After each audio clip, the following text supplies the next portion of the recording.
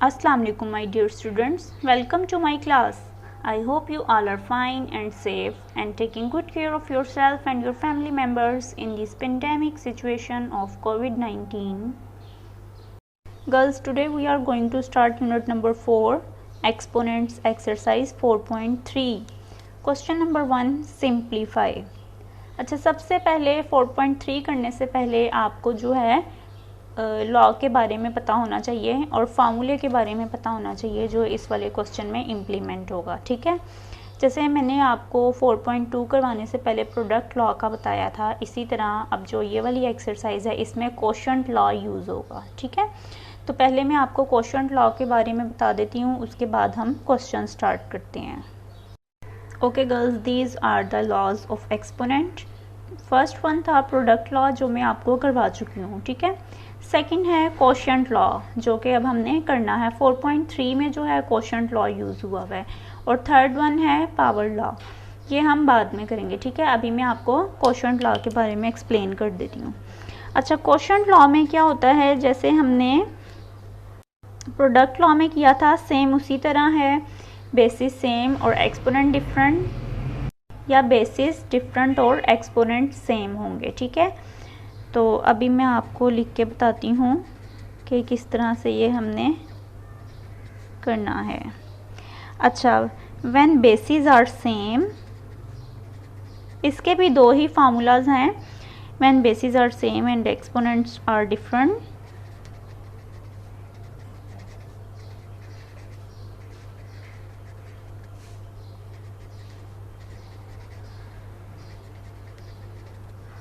तो इसके लिए क्या फार्मूला होगा, बेसिस सेम है तो a और a होंगी। ठीक है, और एक्सपोनेंट्स डिफरेंट हैं तो m और n।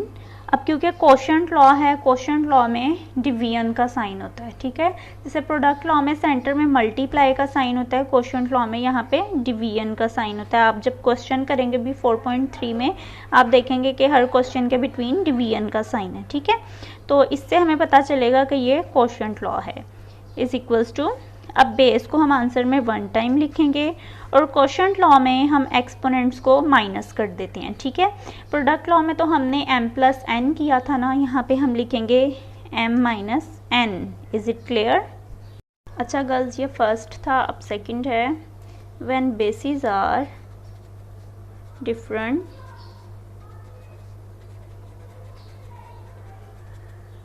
But exponents are same.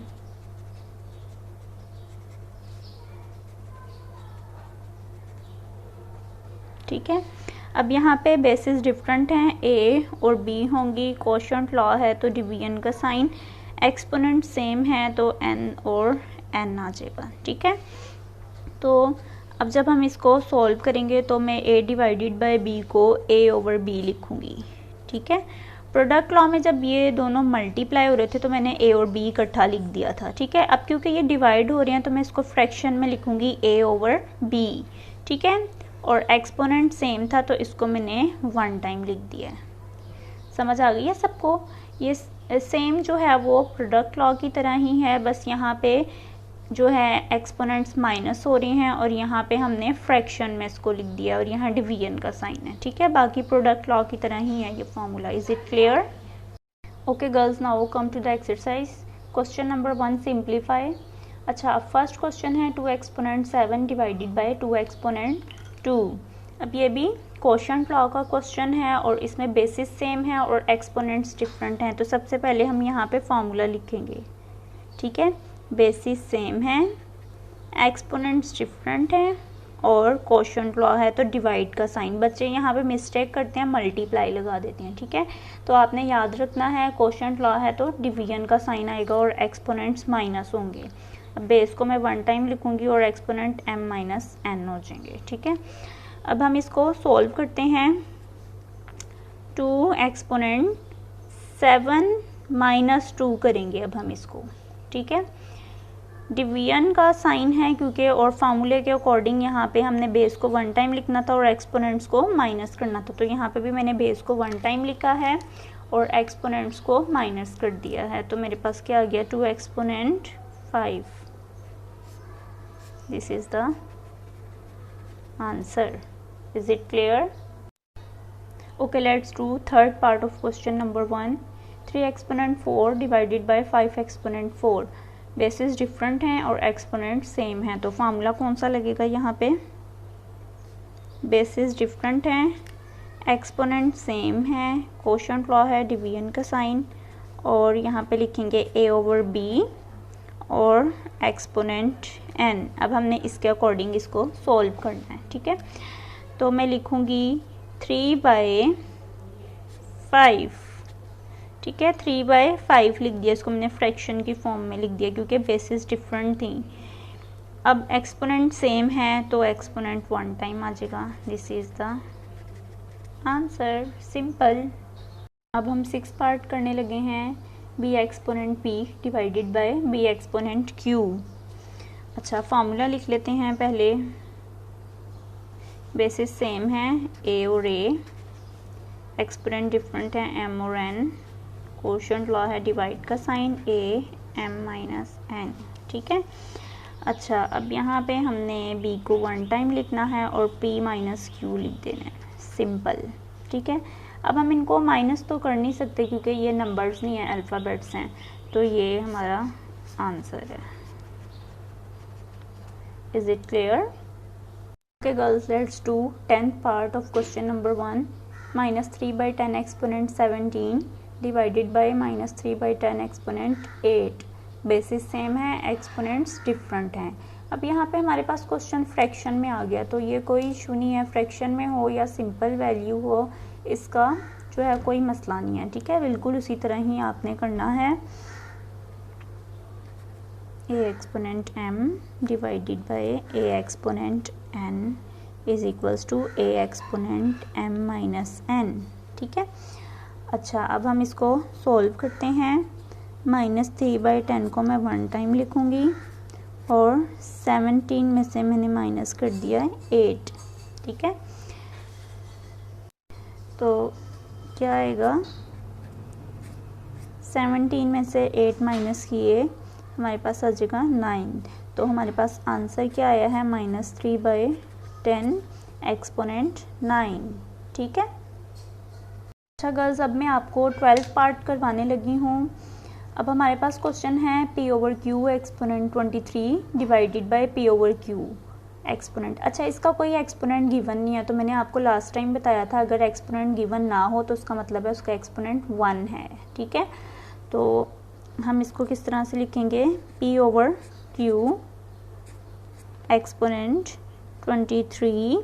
अब मैं माइनस कर दूंगी इसमें से 1, ठीक है। फार्मूला आप खुद लिख लेना। अब p/q और 23 में से 1 माइनस किए तो आ जाएगा 22। ये हमारा आंसर है। Is it clear? अच्छा बच्चों, अब बाकी के जो पार्ट्स रह गए हैं वो आपने खुद से प्रैक्टिस करनी है, ठीक है, उसकी, ताकि आप लोगों को भी सॉल्व करने आए और फार्मूलाज अच्छे से लर्न करने हैं। I hope you like my video. Thank you girls. Now we are going to start question number 2 of exercise 4.3। Prove that. हमने प्रूफ करना है, फर्स्ट पार्ट है 2 exponent 4 divided by 7 exponent 4 is equals to 2/7 exponent 4। जैसे हमने product law में prove किया था, same इसी तरह हमने यहाँ पे भी करना है, लेकिन आपने याद रखना है इसमें हमने एक्सपोनेंट्स को माइनस करना है, ठीक है, या फ्रैक्शन में हमने उनके बेसिस को लिखना है, ठीक है। तो यहाँ पे अब मैं इसको सोल्व करने लगी हूँ। 2 exponent 4 divided by 7 exponent 4 is equals to 2/7 exponent 4। हमने ये वाली साइड को इसके इक्वल करना है, ठीक है, ये एज इट इज़ रहेगी। तो हम लिखेंगे 2/7, ठीक है। बेसिस डिफरेंट थी इसलिए हमने फ्रैक्शन में लिखा और एक्सपोनेंट सेम थे तो मैंने एक्सपोनेंट को 1 टाइम लिख दिया। 2/7 एक्सपोनेंट 4, दोनों साइड सेम हो गई हैं, वेरीफाइड, ठीक है। समझ आ गई है सब बच्चों को? Okay, let's do third part of question number 2। 3 exponent 8 divided by 3 is equals to 3 exponent 7। अब यहाँ पे बेसिस सेम है और एक्सपोनेंट्स डिफरेंट हैं। इसका एक्सपोनेंट 1 है और इसका 8 है, ठीक है, तो ये डिफरेंट हैं। तो हमने इसके इक्वल करना है, सिंपल बेस को हम 1 टाइम लिखेंगे, ठीक है, और एक्सपोनेंट्स को माइनस कर देंगे, 8 माइनस 1 हो जाएगा ये, ठीक है, और ये आ गया एज इट इज़। 3 एक्सपोनेंट 8 में से 1 माइनस किए क्या आ जाएगा 7, और यहाँ पे 3 एक्सपोनेंट 7 ऑलरेडी है, हैंस वेरीफाइड। बहुत इजी क्वेश्चंस हैं ये, ठीक है। आई होप कि आपको समझ आ गई होगी। Girls, now we are going to start the 5th part of question number 2, -21/22 exponent 7 divided by -21/22 exponent 3 is equals to -21/22 exponent 4। Bases same है, बेस को हम 1 टाइम लिखेंगे और एक्सपोनेंट्स को माइनस कर देंगे, ठीक है। तो मैं बेस को 1 टाइम लिखने लगी हूँ 21/22, और 7 में से मैं माइनस कर दूँगी 3 को, और ये वाली साइड जो है वो एज इट इज़ आ गई 21/22 एक्सपोनेंट 4। अच्छा, ये वाला इज इक्वल्स टू नहीं आना था। आप याद रखें, जब आप मतलब लेफ्ट हैंड साइड और राइट हैंड साइड वाले क्वेश्चन कर रहे हो तो जब सेंटर में इज इक्वल्स टू लगाएं तो साइड पे इज इक्वल्स टू नहीं आते, ठीक है। अदरवाइज साइड पे इज इक्वल्स टू आते हैं। अगर सेंटर में ना लगें तो साइड्स पे आते हैं, और अगर साइड पे ना हो तो सेंटर में, जब बोथ साइड्स के क्वेश्चंस कर रहे हो, ठीक है। अच्छा, और दूसरी बात, आपने फ्रैक्शन पे पूरी ब्रैकेट लगानी है। कुछ बच्चे हैं जो थोड़ी सी ब्रैकेट लगाते हैं, लाइक 21 पे लगा देंगे, 22 को छोड़ देंगे, नीचे वाली वैल्यू को छोड़ देते हैं, सिर्फ ऊपर वाली वैल्यू पे ब्रैकेट लगाते हैं। तो आपने पूरी फ्रैक्शन पे ब्रैकेट्स लगानी है, ठीक है। और एक और बात मैंने देखा है, कुछ बच्चे जो हैं एक्सपोनेंट को विद इन ब्रैकेट लिख देते हैं, ब्रैकेट के अंदर। तो आपने क्या करना है, एक्सपोनेंट को ब्रैकेट के अंदर नहीं लिखना, हमेशा हम एक्सपोनेंट आउटसाइड द ब्रैकेट लिखते हैं, ठीक है। अच्छा, अब हम इसको माइनस करेंगे जब, तो क्या आ जाएगा -21/22। पूरी ब्रैकेट लगानी है आपने, 7 में से 3 माइनस किए तो 4 आ गए, ठीक है। इसके इक्वल आ गया -21/22 exponent 4, verified. Girls, I hope you like my video, thanks for watching. अपना बहुत सारा ख्याल रखिएगा, और जिन बच्चों का काम इनकम्प्लीट है अभी तक वो अपना काम कंप्लीट कर लें, ठीक है। नेक्स्ट वीक में इंशाल्लाह आपकी एक एक्सरसाइज रह गई है, वो मैं कंप्लीट करवा दूँगी, उसके बाद आपको समर वेकेशन वर्क मिलेगा। तो सारे बच्चे जो हैं वो अच्छे से पढ़ें और अपना काम कंप्लीट करें, और आफ्टर वेकेशंस आपने अच्छी सी तैयारी करके आनी है ताकि आप पेपर्स जो हैं वो अच्छे दे सकें, ठीक है। अच्छा बच्चों, अल्लाह हाफिज़।